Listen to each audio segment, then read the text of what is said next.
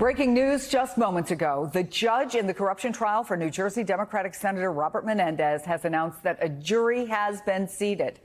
Menendez is on trial facing 16 criminal charges just down the block from where Donald Trump has been in court for weeks. He is the first senator ever indicted under the Foreign Agent Statute and the first person in the Senate's 235-year history to be indicted twice in separate bribery cases. Prosecutors today are expected to tell the jury that he conspired to trade his influence and power in Washington in exchange for everything from a Mercedes-Benz convertible and mortgage payments to gold and bundles of cash. NBC's Ken Dilanian is outside the courthouse for us. Also with me, New Jersey editor for Politico, Dustin Rastiapi, and former federal prosecutor and legal affairs columnist for Politico, Renato Mariotti, is back with us. So, Ken, give us the breakdown of this jury and what happens now.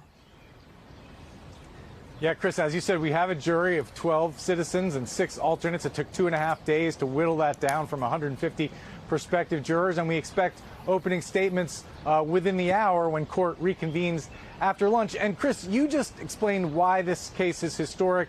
The first senator twice indicted for bribery. There's another reason it's historic, is that Senator Menendez, who chaired the powerful Foreign Relations Committee, is not just accused of corruption, bribery, fraud, extortion.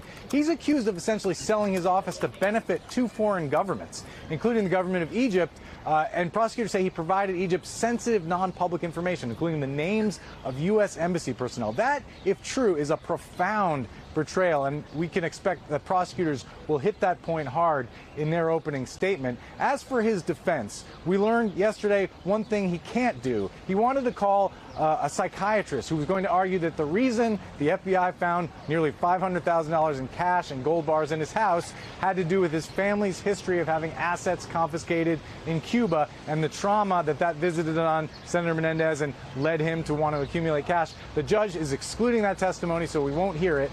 We may learn, though, to what extent, if at all, Senator Menendez plans to blame his wife, Nadine Menendez, for this conduct. She is a co-defendant in this case, but she's not on trial today. She suffered an unspecified medical ailment. She'll go on trial later.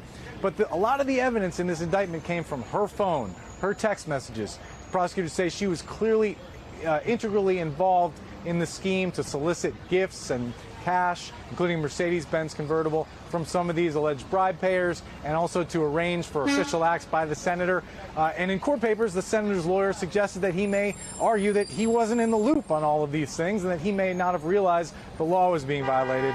We'll see exactly how far down that road he intends to travel. It's a perilous one for somebody who's obviously married, and we're going to find out in a couple of minutes exactly the contours of these arguments, Chris.